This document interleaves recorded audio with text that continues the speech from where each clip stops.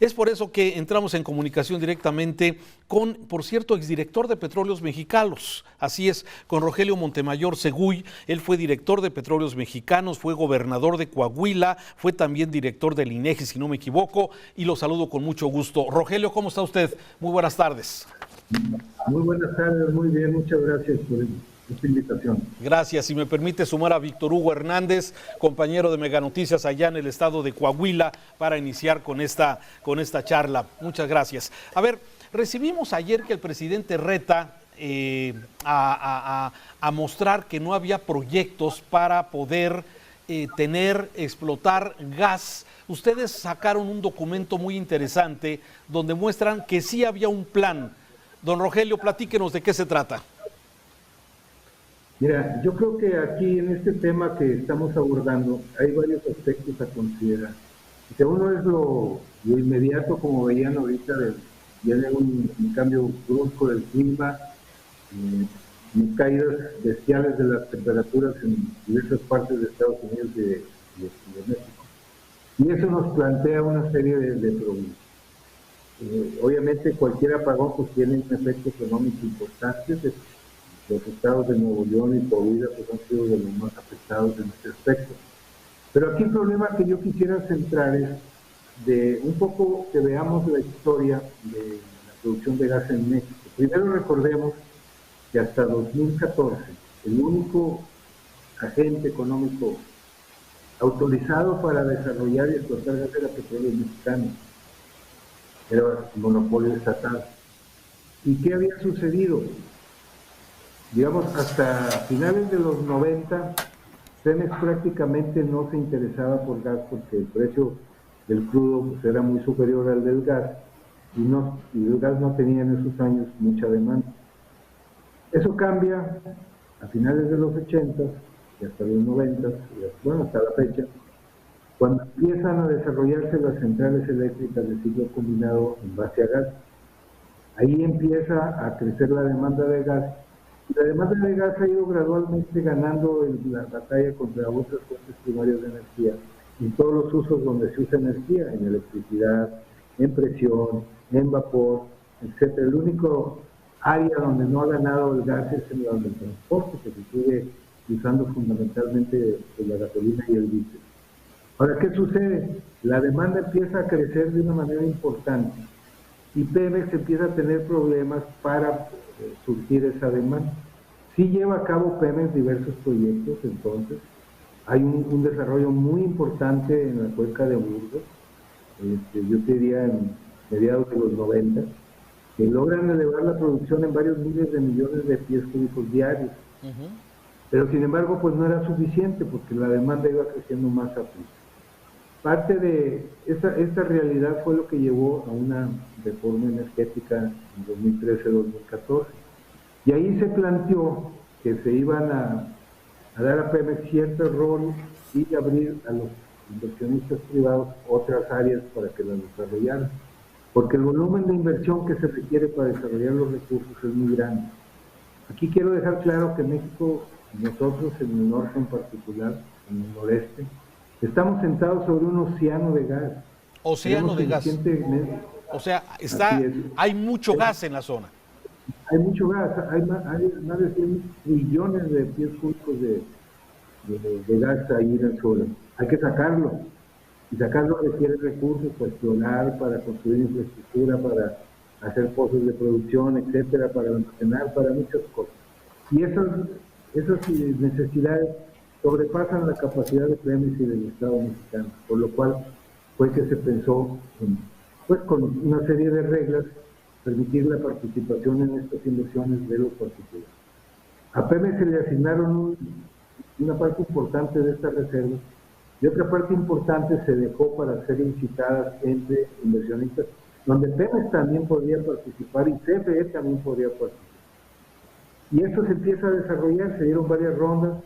Había una ronda ya en 2018 muy avanzada que básicamente incluía campos de gas, porque debo aclarar que las reservas de gas se encuentran fundamentalmente en campos no convencionales que requieren del uso de la técnica de fracking.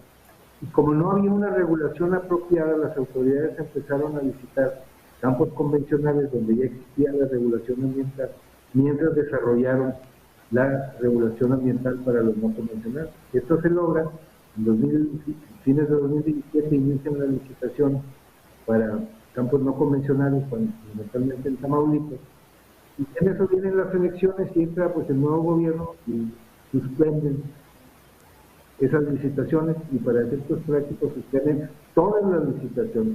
Había un plan de desarrollo de gas en el plan quinquenal que se hizo para el periodo 2015-2019. ¿De qué años? Había más de 128. ¿De qué años? Más de 128 campos. Sí.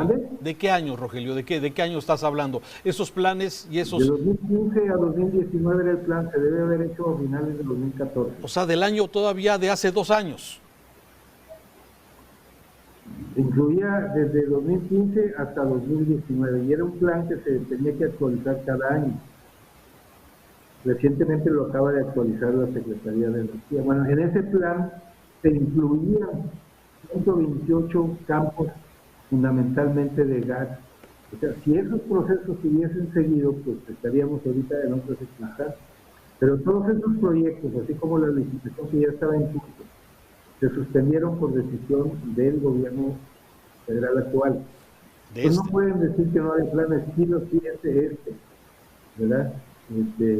La señora secretaria lo dijo varias veces, que se suspendían, de hecho lo suspendieron desde antes de tomar posición porque se lo pidieron al gobierno anterior. Entonces, planes sí habían, pero esas licitaciones fueron canceladas por el gobierno actual.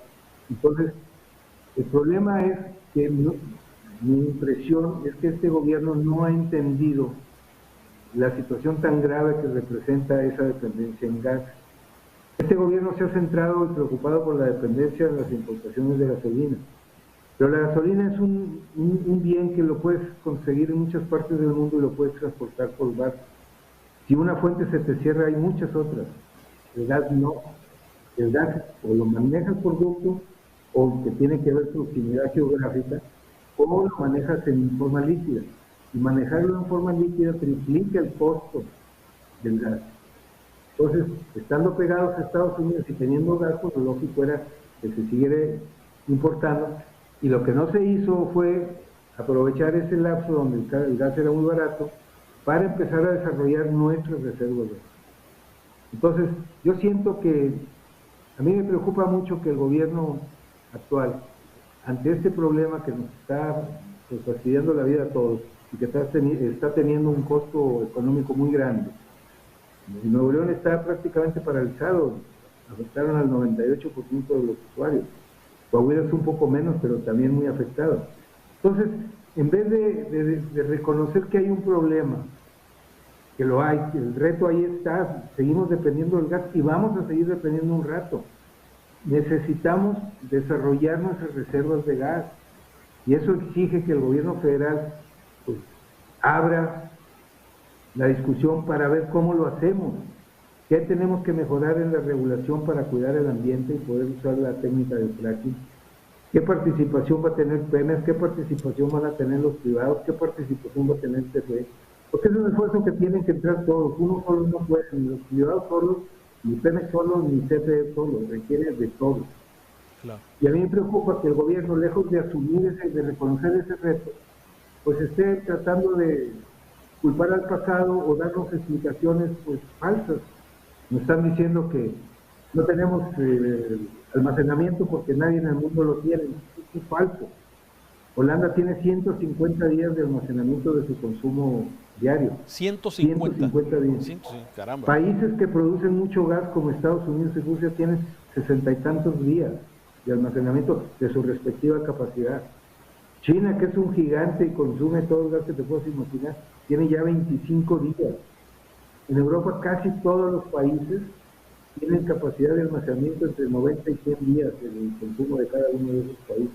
Entonces, no se ha hecho nada en materia de almacenamiento. De hecho, los proyectos que había están suspendidos. No se ha hecho nada en avanzar o permitirle a Pemex desarrollar los campos de gas que tiene asociado con el mundo privado, porque Pemex no tiene dinero, pero tiene el activo ese que vale mucho. No se ha hecho nada en términos de rondas, están suspendidas, está estigmatizada. Entonces, pues este problema nos va a seguir lastimando, porque los proyectos petroleros o de gas son proyectos que toman años, no son que le quitas un botón y ya mañana está saliendo el gas. El proyecto de gas te puede, muy bien hecho y muy rápido, te lleva 3 años. Ya. Regular te lleva 5. En el mar te lleva 15 años. Entonces, en algún momento tenemos que empezarlo, si no jamás vamos a resolver el problema y vamos a estar sufriendo y estar limitando la capacidad de competir y de crecer de la economía mexicana por esta situación, donde vas a estar dependiendo de fuentes contaminantes como el combustible o de otras fuentes más caras, cuando tienes gas que puede ser tan barato y competitivo como el de Texas en situaciones normales. Ahorita estamos viendo una cosa excepcional por lo que pasó, pero esos precios no van a permanecer así.